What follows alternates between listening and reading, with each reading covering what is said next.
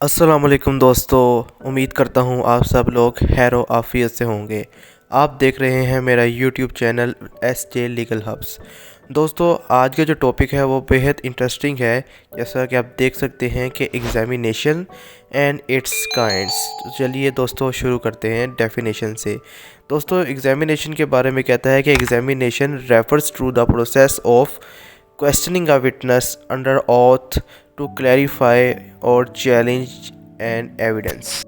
अब इस डेफिनेशन में ये बता रहा है कि एग्जामिनेशन बेसिकली एक ऐसा प्रोसेस है कि जिसके अंदर विटनेस से क्वेश्चनिंग की जाती है और उससे एक हलफ लिया जाता है। ठीक है, कि वो जो भी जवाब देगा वो इस हलफ के ऊपर देगा। अब इसके अंदर क्या होता है कि आप जब भी किसी विटनेस से क्वेश्चनिंग करते हैं तो उसके अंदर दो चीज़ होती हैं।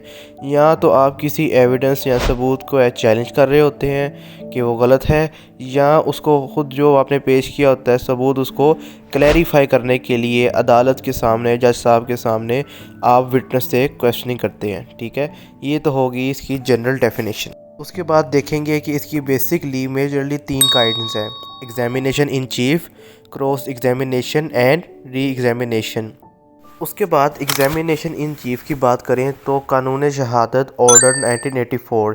याद रहे दोस्तों कि सीआरपीसी के अंदर जो एग्जामिनेशन के बारे में जो वाज़ेह तौर पर कोई सेक्शन मौजूद नहीं है, तो हम कानून शहादत ऑर्डर से बेसिकली इसकी सारी डिटेल लेते हैं। और आर्टिकल 132 एग्जामिनेशन इन चीफ से डील करता है। ये क्या कहता है कि examination in chief also called direct examination is when a lawyer asks questions to their own witness in court. यानी इसमें यह होता है कि जो एक दो वकील साहब होते हैं, जिनमें से हर वकील अपना एक विटनेस, अपना गवाह पेश करता है। एग्जामिनेशन इन चीफ में ये होता है कि हर वकील अपने गवाह से खुद ही क्वेश्चनिंग करता है और वो उसका जवाब देता है। ठीक है, अब इसका पर्पस क्या होता है? इसका पर्पस ये होता है to let the witness tell their sides of the story and provide evidence that supports the lawyer case. यानी इसमें ये कहना चाह रहा है कि जब भी कोई एग्जामिनेशन इन चीफ होता है, इसका पर्पस ये होता है कि लॉयर अपने विटनेस से वो क्वेश्चनिंग करे और जो लॉयर ने अपने एविडेंस रखे होते हैं अदालत के सामने, उनको जो है वो सपोर्ट किया जाए। किससे? कि जब विटनेस आंसर दे, फिर वो जज साहब को कहेगा देखा कि मैंने ये एविडेंस पेश किया और विटनेस भी यही बात कर रहा है, तो ये जो है मामला जो है वो मेरी फेवर में जाए। में एक बात याद रखें कि जब भी कोई भी विटनेस एग्जामिनेशन इन चीफ में अपनी स्टेटमेंट देता है तो वो किसी भी लॉयर के इन्फ्लुएंस में आए बगैर बिल्कुल फ्री होकर अपना जो है वो स्टेटमेंट रिकॉर्ड कराएगा। इसके बाद जो दूसरी इसकी काइंड है वो है क्रॉस एग्जामिनेशन, आर्टिकल 133 ऑफ कानून शहादत ऑर्डिनेंस 1984। दोस्तों, ये एक इंतहाई इम्पोर्टेंट जो है वो पार्ट आ जाता है एग्जामिनेशन का, क्रॉस एग्जामिनेशन। और इसी के ऊपर जो केस है वो ज़्यादा जो है वो इन्फ्लुएंस्ड होता है। ठीक है, ज़्यादा जो केस का जो फैसला होता है वो इस एग्जामिनेशन की बेस पर होता है।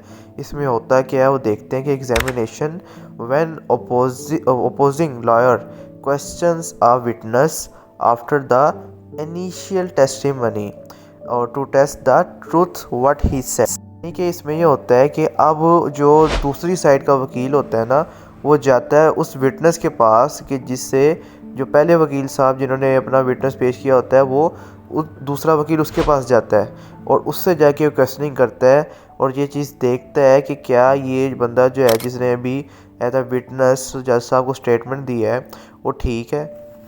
ये चीज़ हम इसके पर्पस में देखेंगे कि इसका मकसद क्या है, टू फाइंड वीकनेस, कॉन्ट्राडिक्शंस और lies in the witness statement और to challenge the witness credibility. अब जब वकील साहब जाते हैं उससे दोबारा वही बातें पूछते हैं तो बहुत इम्कानात होते हैं कि वो अपनी बात से थोड़ा, यानी कि अगर झूठ बोलता है तो जाहिर है वो लड़खड़ा जाएगा और यही वीकनेस वो पकड़ लेते हैं कि जज साहब ये जो शख्स है वो झूठ बोल रहा था इस तरह।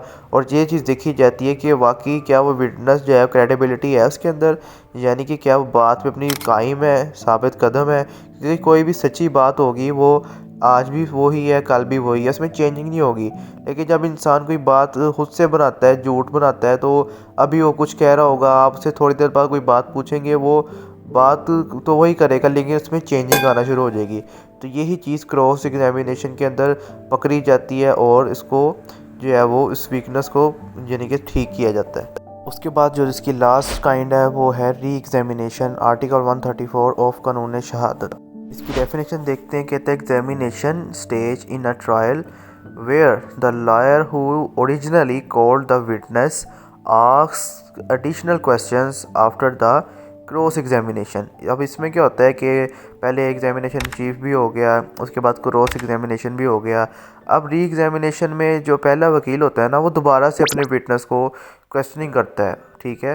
क्योंकि इसका मकसद क्या होता है, इस पर्पस में देखते हैं, टू एड्रेस इश्यूज और misunderstandings caused by cross examination. यानी कि जब मुखालिफ पार्टी के वकील ने इसके विटनेस से क्वेश्चनिंग की, क्रॉस एग्जामिनेशन की, तो उस दौरान अगर कोई वो मिसअंडरस्टैंडिंग देखता है, कोई इशू देखता है, तो वो वकील साहब खड़े होकर दोबारा अपने उसी विटनेस से क्वेश्चन करते हैं और उस जो गलत फहमी को और उस गलती को दुरुस्त करते हैं जो कि क्रॉस एग्जामिनेशन में की गई हो। तो दोस्तों ये था आज का बड़ा हमारा आसान था टॉपिक, एग्जामिनेशन क्या होता है, क्या होती है और इसके टाइप्स कौन कौन से होते हैं। इसकी अगर हम समरी की बात करें तो वही हमने एग्जामिनेशन पढ़ा, उसकी टाइप्स पढ़ी जो कि कौन कौन सी थी जी। एक एग्जामिनेशन इन चीफ जिसमें वकील साहब अपने ही विटनेस से सवाल जवाब करते हैं। क्रॉस एग्जामिनेशन में क्या होता है कि फिर विटनेस वही होता है लेकिन वकील जो होता है वो अपोजिट पार्टी का आ जाता है। और री एग्जामिनेशन में क्या होता है कि जब दोनों एग्जामिनेशन ख़त्म हो जाती हैं तो जो विटनेस और उसका अपना ही वकील जो होता है वो क्वेश्चनिंग आंसरिंग का प्रोसेस स्टार्ट हो जाता है। कि उसका मकसद क्या होता है जी कि मिसअंडरस्टैंडिंग जो कि क्रॉस एग्जामिनेशन से पैदा हुई उसको ख़त्म करना। मिलते हैं एक नई वीडियो में एक नए टॉपिक के साथ, तब तक अपना ख्याल रखिए और मुझे इजाज़त दीजिए। अल्लाह हाफिज़।